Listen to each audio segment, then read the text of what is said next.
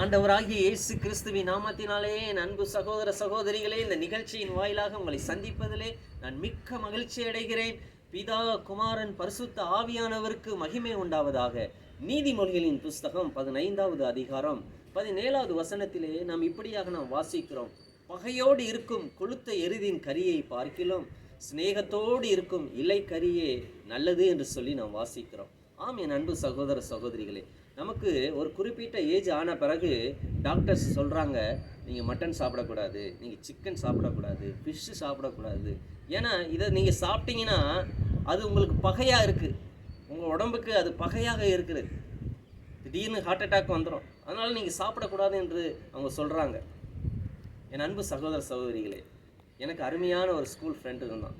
ஒரு நாள் அவன் இறந்து விட்டான் என்ற ஒரு செய்தி எனக்கு வந்தது. அப்போ நான் கேட்டேன், அவன் எப்படி இறந்தான், என்ன ஆச்சு, நல்லா தானே இருந்தான், 35 வயசு தானே ஆகுது, என்ன ஆச்சு என்று சொல்லி கேட்ட பொழுது, அவன் பாருங்கள், நைட்டு நல்லா ட்ரிங்க்ஸ் அடிச்சுட்டு நல்லா மட்டன் கறியில் இருக்கிற அந்த கொழுப்பு எல்லாத்தையும் நல்லா சாப்பிட்டு பரோட்டா சாப்பிட்டு அவன் தூங்குறதுக்காக போயிருக்கிறான். திடீரென்று சொல்லி அவனுக்கு அந்த ஹார்ட் அட்டாக் வந்துருச்சு பாரு.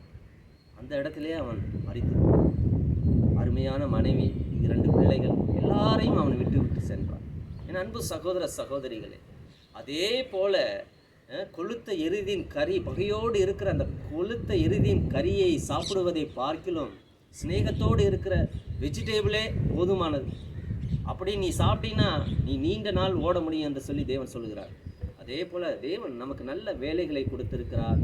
அந்த வேலையிலே நாம் உண்மை உள்ளவர்களாய் நாம் இருக்கும்போது நம்முடைய கையின் பிரயாசங்களை அவர் ஆசீர்வதிக்கிறவராய் இருக்கிறார். இன்றைக்கு அநேக இடங்களில் ஒரு கையெழுத்து போடணும்னா அதுக்கு லஞ்சம் என்று சொல்லி ஏழைகளுடைய வயிற்றிலே அடித்து பிழைக்கிறவர்கள் இன்றைக்கு நன்றாக இருந்தாலும் நிச்சயமாக வருகிற நாட்களில் அவங்க சந்ததி நிச்சயமாக ஆசீர்வாதமாக இருக்க முடியாது.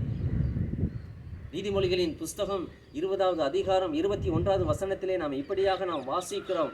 ஆரம்பத்திலே துரிதமாய் கிடைத்த சுதந்திரம் முடிவிலே அது ஆசீர்வாதம் பெறாது என்று சொல்லி நாம் வாசிக்கிறோம். ஆகவே கர்த்தர் நம்மளை கொஞ்சம் கொஞ்சமாய் அவர் ஆசீர்வதிப்பார், கொஞ்சம் கொஞ்சமாய் நம்மளை உயர்த்துவார், நம் எல்லைகளை அவர் விரிவாக்குவார். அது என்றுமே அது நிலைத்திருக்கும். ஆனால் துரிதமாய் கிடைத்த சுதந்திரம் அது நிச்சயமாக ஆசீர்வாதம் பெறாது.